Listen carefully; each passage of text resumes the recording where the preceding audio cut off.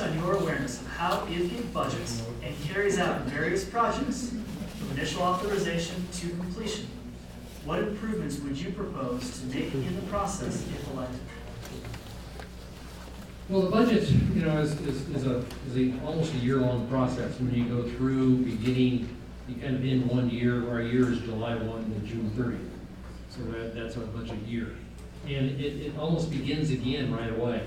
Now, there are some proponents of zero-based budgeting and how you do that. But in any event, how we establish the budget is almost a year-long process. And we look at the operations. We're going to look at how we are providing those operations, measurements. We're doing a much better job of getting towards measuring those operations so we can measure how that money is being spent throughout the year. We implement them as we go along. There's three elements to the budget: it's operations, capital, and debt. There's really the three elements of the budget. And CIP, the capital improvement budget, is a 5-year plan that we go through. That the engineering department identifies every piece of equipment we have, measures, determines through utilization, manufacturers' representations as to maintenance and life expectancy, how we are going to maintain it and then replace it. The capital budget, the debt budget is fixed as far as the interest and debt retirement on the bonds that we have. And the operations, of course, is the day-to-day activity, staff cost, cost of goods. Thank you. Peter Morris. I think the budget process itself is okay. As mentioned, it takes a year. I think that it's beholden upon us trustees to maybe get more involved earlier on in the process to make sure we're fully educated as to what is going into that budget, how it's arrived, what are we going to do with it. But I think also in the budgeting and subsequent operational process, in the budget phase, I think we should be building in additional metrics, not just but certainly financial metrics as to whether or not this is going to pay for itself, how it's going to be paid for, but also performance, value performance, quality of service, service levels. I don't know that there's enough put into that area in our budgeting so that when we're spending this money, when we're agreeing to spend this money, your money, we know what it's for, we know what value we're expecting to get from it, and we can measure whether or not it's been successful. So I think that's really the main thing that I would do with our budgeting and operation processes. Matthew Dent. Regarding the budget process, there's a policy laid out for that. Policy 5.1.0. It starts with a strategy. So the first step is to determine the strategy the board wants to move forward with, the community supports. And from there, I would say, since we are going to have a zero-based budget, that would be determined in the strategy. We determine what our absolute expenses are that we need to have, and then start to fund each of the business units accordingly. Thank you. Robert Olmer again. Anyway, I'm still not clear on the question, but I'm going to try to answer it like any good politician. I'm not going to answer it. I'm kidding. First off, I'd start out with zero-based budgeting, or I can pivot to something else. Zero-based budgeting. I think in the budgeting process for IVGID, like most governments, they don't seem to be held accountable for cost overruns.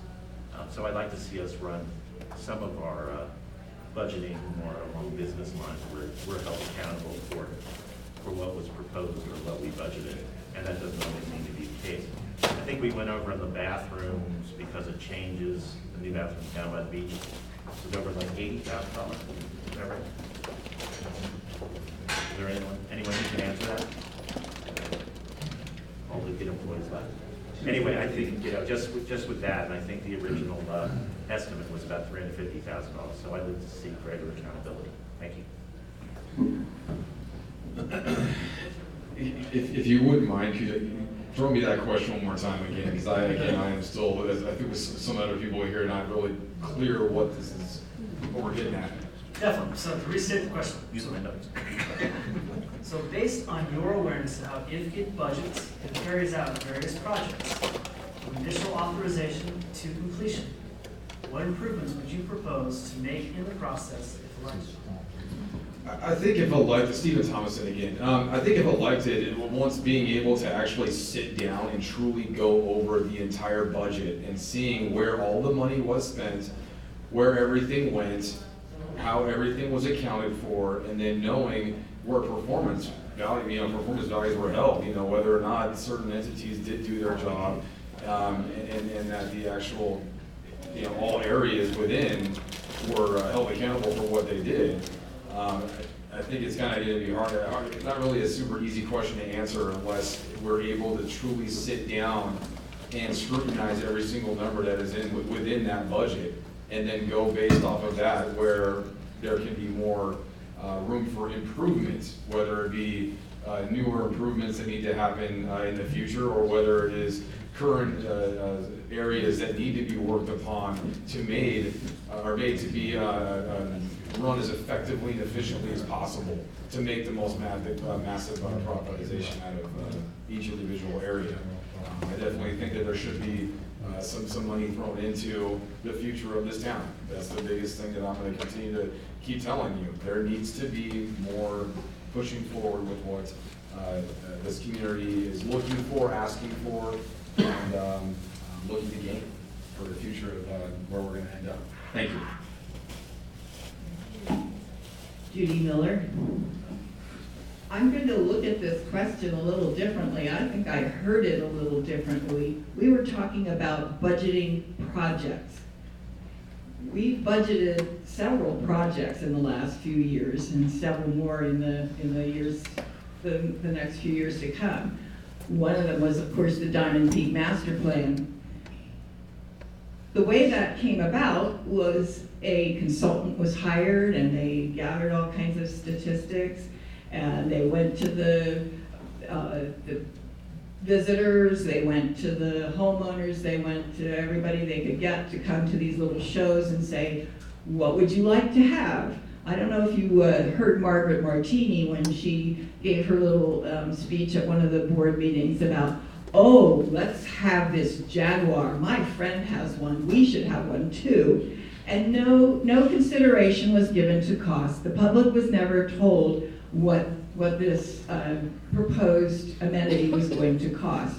So that's one of the things that I would change when we start talking about budgeting projects. The same thing happened with the mountain golf course. The staff came up with this wonderful proposal for an elaborate new building at the mountain golf course. And the people who were on this staff committee, they called it a DVAT, really never imagined anything like that. What we need to do is have a board committee, not a staff committee. Thank you. Steve King, tough question. So, truthfully, I budget my business on a monthly, quarterly, yearly basis. So for me, I have to make money or I'm out of business. So, right now, literally, I'm reading board packets, going through the budget numbers, trying to really understand how their financial structure is even set up to make a qualified recommendation or improvement to, the budget or anything else, and say, and give you a whole bunch of whatever, but at the core of things, you have to understand how things are set up and structurally for the thing to work. So, hopefully I'll, find some positive things to do. Thank you.